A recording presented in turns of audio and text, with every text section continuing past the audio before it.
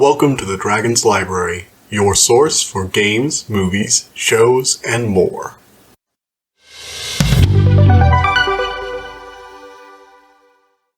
Hello everybody, welcome back to the Dragon's Library.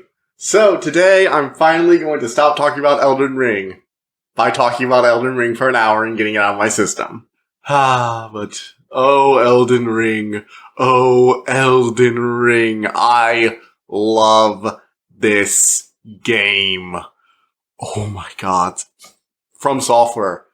Every time I think this is gonna be the one that screws up, a pull a freaking miracle out of nowhere.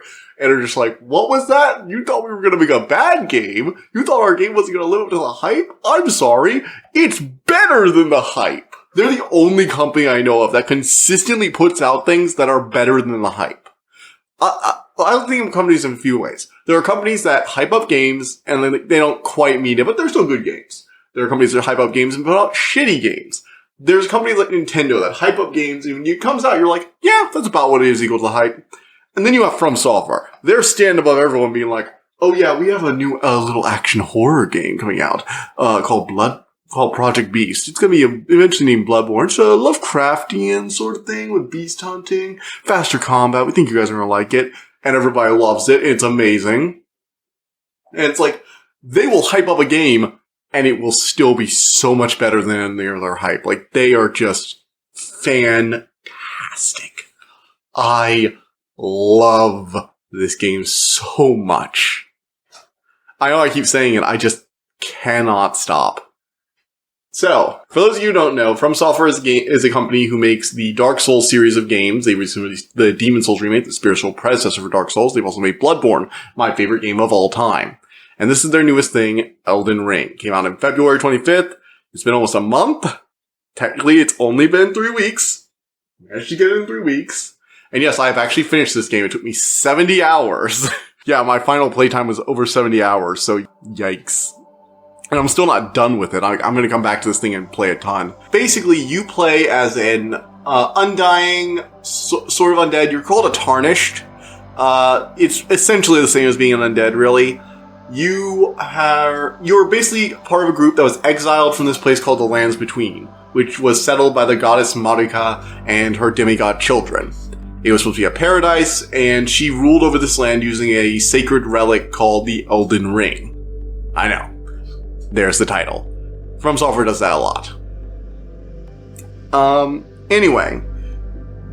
After your Tarnished was banished, I think after or right before your Tarnished was banished anyway, Queen Marika, for unknown reasons, again, I'd had to play this a lot to understand why she did this, but she shattered the Elden Ring. She took there's actually a trailer where she's taking a hammer and bing, bing.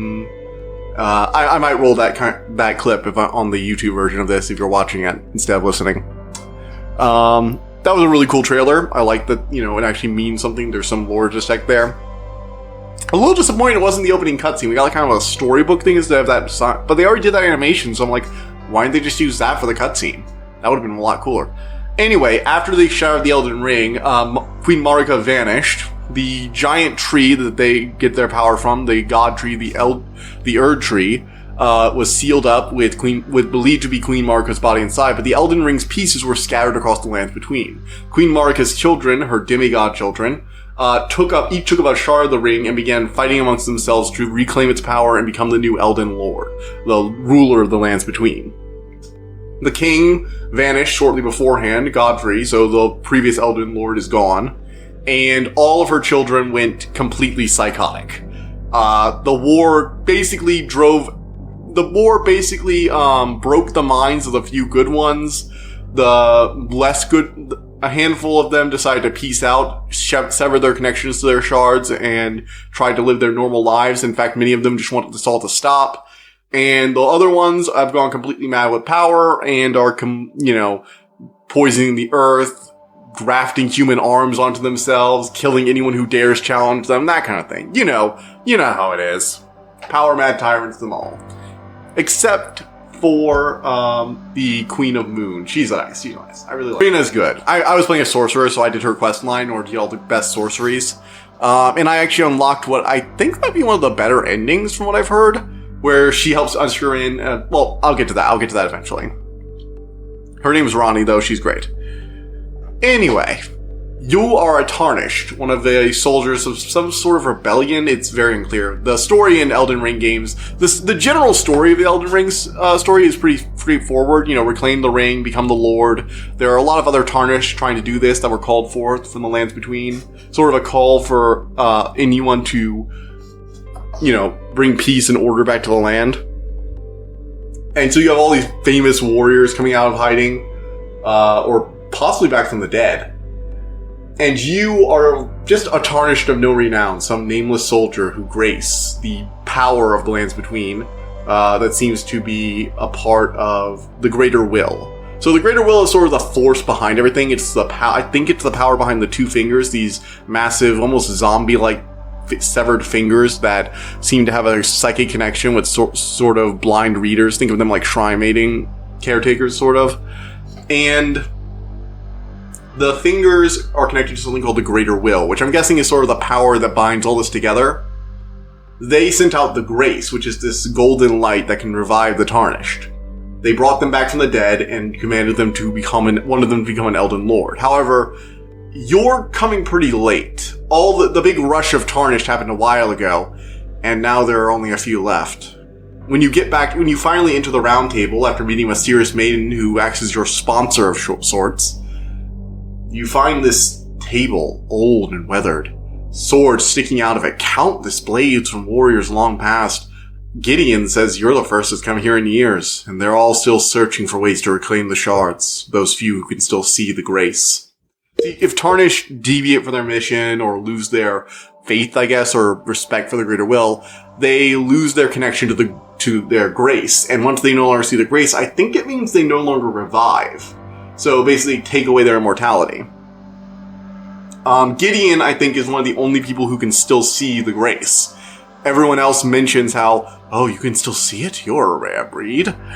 And in-game, that means you're, actually, it's one of the things that sets it apart, so I should probably get into that. Gameplay-wise, Elden Ring is basically an open-world Dark Souls. There are bosses you have to fight, but there are only, I think 6 or 7 required bosses. Here, 3, 5, 6, 7. 7 or 8. Yeah, 7 or 8 bosses.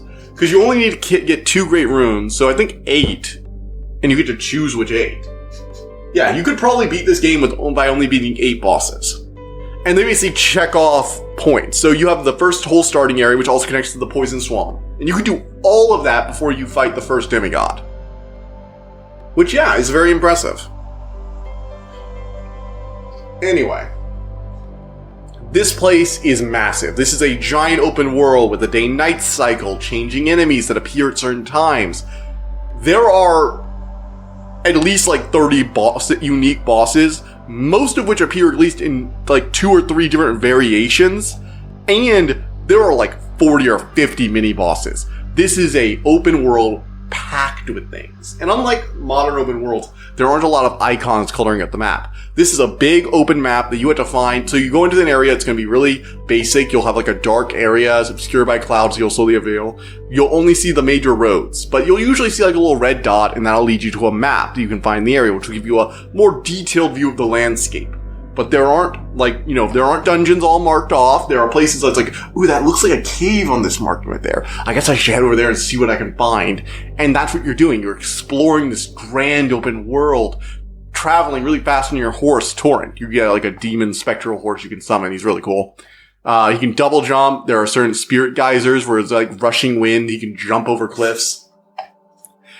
And you just go out exploring the world. If you want, you can just rush straight through the bosses. But hey, if a boss is really kicking your ass and you need to go get some more equipment, go out into the world, explore, go into a dungeon, fight a dragon. You can do basically anything in any order. Just go out and explore. Have fun. Go on this grand adventure to claim the Elden Ring. It is truly a massive world. You can get lost out here. And there's so much to find. Like, I was consistently running it, even 70 hours into the map, I was consistently finding new things and having to look things up because I missed them. Heck, there are so much. And I finished the game yesterday evening, but this morning I just got informed that there is now another patch that just added a whole new NPC and updated a ton of quest lines, along with nerfing the weapon I used to beat the final boss, so thank goodness I got it done that night. But yeah, that's right. They're still adding new content. There are entire quest lines I didn't even get to see because I finished the game before they patched it in. And this speaks very boldly on FromSoftware's part. You know what? This game is a complete game. I did not notice missing content. This feels like them saying, we didn't get a chance to finish this because we had to get this game out. Let's go ahead and add more content for the heck of it. Players will go nuts. And I went nuts. I think it is fantastic. I could play this game so many times. And for once, the balance of equipment is really well done. I want to play as like a dragon faithful, or a blood magic wielding katana user, or some kind of holy lightning knight, or maybe a giant wielding a ice hammer. Like, there are so much interesting things you can do. They've mixed up the gameplay with new weapon arts that you can actually exchange on weapons. You're not bound to whatever weapon art you find on most weapons. You can change them out. So if you have a weapon you really like but don't like its weapon art, you don't like the spin slash, hey, put a magic blade on it. Make it so it can buff itself and do more damage. Give it magic damage or fire damage. Heck, give it blood damage. That's a thing now. They basically brought the Chikage from Bloodborne and gave you a whole set of magic based around the blood arts from Bloodborne. And it's fantastic. This whole game is just bursting to the seams of content. Like, they could have probably done half of what they did in this game and people would still be calling it amazing. Like, all the Souls players would still love it if it had half the content it does. But they did. FromSoftware goes to the extra mile to put actual effort into it. The combat is very satisfying. The bosses are the most challenging they've ever been. Ragadan, the Star Storage, the Elden Beast near the end, Godfrey and Tahara Lux, the Fire Giant. Oh my god, these bosses are massive, huge, varied, and they're all fantastic. Like, this might be one of the highest quality boss lineups I've ever seen in a game with the most bosses I've ever seen in a FromSoftware game. Even Dark Souls 2 didn't have this many bosses, and it had a serious quality difference in bosses. Like, the bottom 10 of Dark Souls 2 bosses were atrocious. The bottom 10 of these bosses start getting into average. Like, literally within the bottom 10, you're already starting to reach average territory. It's like, what the hell, FromSoftware? How do you make games like this? You know? Like, how did they make this? It is insane for me to think about this. It might very well be their most crowning achievement. Now, I personally prefer Bloodborne. It's a tighter, more compact story. I love the Lovecraftian elements. I think the combat is the best in the series, and I will stand by that. I think Bloodborne's combat is still the best. However, Elden Ring, Bloodborne is sort of a more fast-paced, aggressive style with gun berries and a lot of additional elements none of the other games in the series have. When you're talking classic Dark Souls, Shield and Sword fantasy combat systems, this might be the best it's ever been. Like, it's amazing, fantastic. The world is so vibrant and alive, too. It's something that's different from a lot of the previous games in the series. Dark Souls games have always had these very expansive worlds, but they've always seemed a little dead. And that's to be expected. In the Dark Souls games, the world is literally dying. The Age of Fire, reality on some level, is coming to an end at the end of these games. So there's no, like, anything around you that's not going to talk to you probably wants you dead. But that's not the case in Elden Ring. There are animals, and not like just generic animals. Like, they're squirrels with horns and strange creatures you can't really identify that look odd in the distance. And you can hunt them in crafting. Now, I'm not a huge fan of the crafting in this game, although I do like that I was able to... I didn't use the crafted items that much, but a handful of them were useful. The sleep bombs helped me get past a very useful boss by putting... it was this duo, the Godskin duo, and I put one of them to sleep. By the way, a tip for anyone who's having trouble with the Godskin duo. If you put one of them to sleep, you can kill the other one as he respawns without having to worry about the other guy. Use Mimic Ash for extra effect, because they will also throw the sleep bombs. But yeah, Elden Ring is a fantastic game. probably one of, if not on an objective level, I probably have to say it's one of the best things From Software's ever made. The only thing I think they've done better is Bloodborne, and that partially due to my own bias and love for Bloodborne's combat. But as a product with just so much to do, Elden Ring gets a 10 out of 10 for me. However, despite that 10 out of 10 grade, I do have to make some caveats. This game is not perfect, although I do believe what few problems it has can be patched out. So, first up, the optimization in the online multiplayer is not great. I had consistent problems connecting to other players. Oftentimes, I would try and summon someone only to get a summon unavailable. I'd say a 9 out of 10 times you try and summon someone, you're immediately going to get a message saying summon is unavailable. In addition, it had a hard time registering that it already told me they were not going to be summoned. And sometimes when I'd go into a fight after failing to summon someone, I would be unable to use my Spirit Ash, the sort of summon companion you can get in place of if you're not using co-op, and that led to me dying in a lot of boss fights because it was unable to stop trying to summon someone. This optimization needs to be handled. I think From Software is going to handle it. Do not worry, they will patch this. Trust me, they patched Bloodborne's loading issues, so I'm confident they will patch this issues. From Software's only minor problems and I've also heard that the PC port is not great. If you have a PS5 or Xbox One, I would highly recommend you get it on one of those consoles. If you have PS4, I have heard it is playable on the PS4. Do not worry. So, all in all, those are two very minor problems for the overall game. In addition to that, there are a few minor bugs, but again, nothing that's out of the realm for a day one release. In fact, lower than basically all day one releases for pretty much any other kind of company. Like, this is minor problems, a bit of multiplayer lag that mostly seems to come from the servers being full of way more people than they expect. This thing has sold like 10 million copies, and it's only gonna sell more. This is gonna, this is gonna win some Game of the Year awards this year, I can already tell. If you go online, you'll find just like constant near perfect and perfect reviews from basically every media company. I've gotten ads with all the perfect review scores blasted in my face every day. So yeah. So we're going to move into spoiler section where I'm going to just talk about some of the things that have happened in the game, my thoughts on the story, and a few other details. They will go into spoilers. I will be talking about bosses and stuff like that. So if you want to go in completely blind, hey, this is your chance. I'm giving you your warning. You know how this goes. I will also be trying, if you're watching this on YouTube, to put some of the relevant clips here. This is going to be one of the first times I'm doing some major video editing for one of these, so it might come out a little later. I am sorry about that. Video editing takes me a while, even when it's really simple. I'm very new at it. I've only started like a month ago, so, Alright. Well, now that we're done with that, let's get on to it. So, in Elden Ring, you start out and immediately get flattened by a tutorial boss. It's this multi-limbed creature that appears regularly as a mini-boss.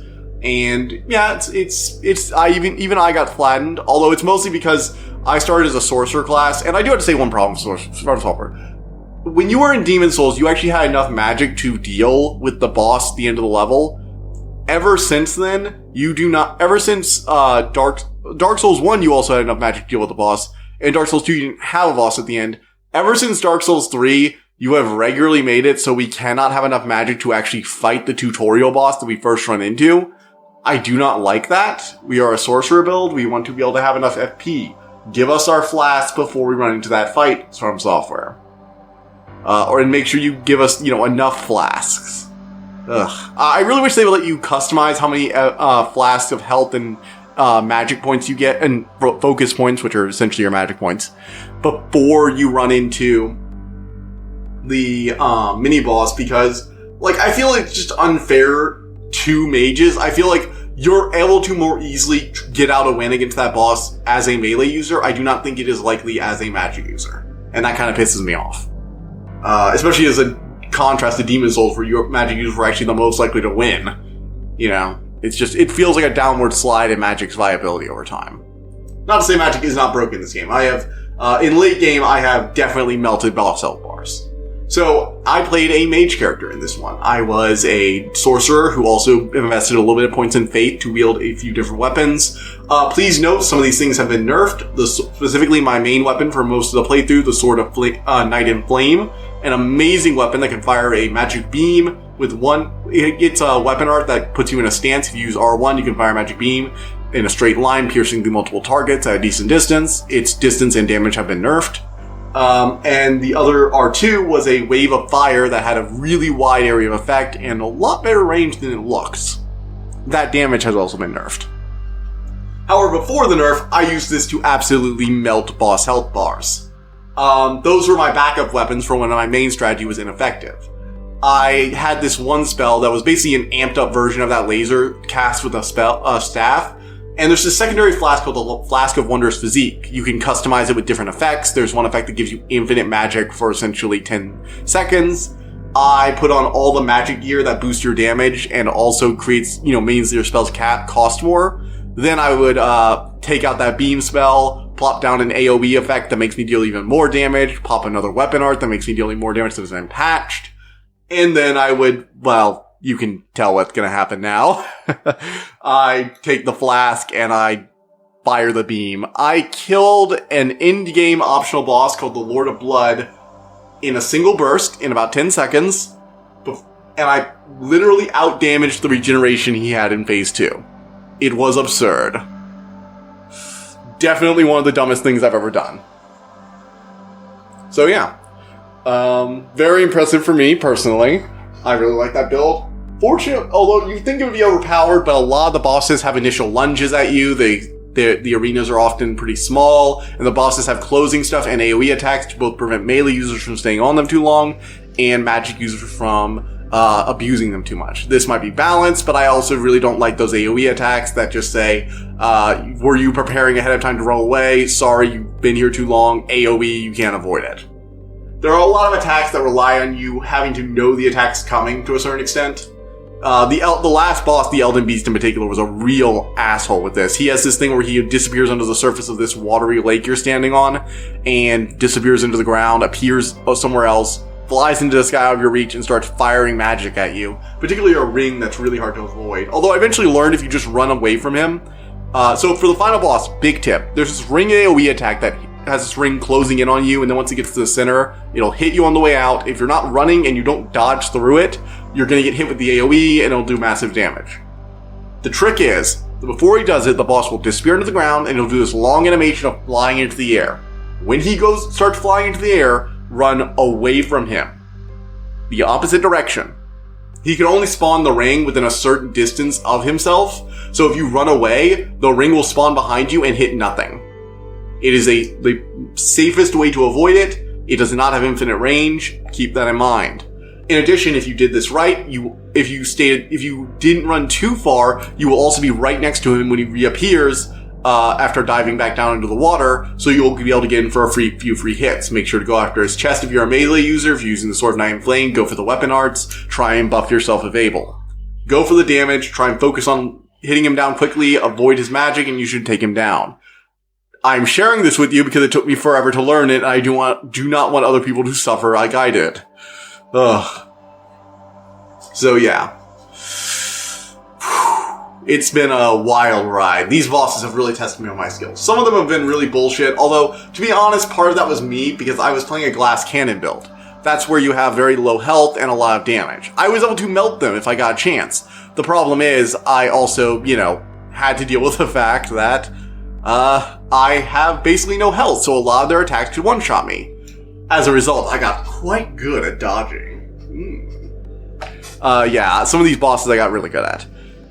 There are also a few others. The magic-using Renala is kind of interesting. She's a puzzle boss that actually has a final fight phase, which I think is a good improvement of the puzzle bosses. You basically have to, it's sort of like the Hemlick thing, where you have to hit down the specific enemies in the area and not go after the obvious one. She's floating in an orb. Once you kill the 3 enemies, she'll fall down. You can hit her. You probably won't kill her in the first blow unless you have a really broken, buggy build.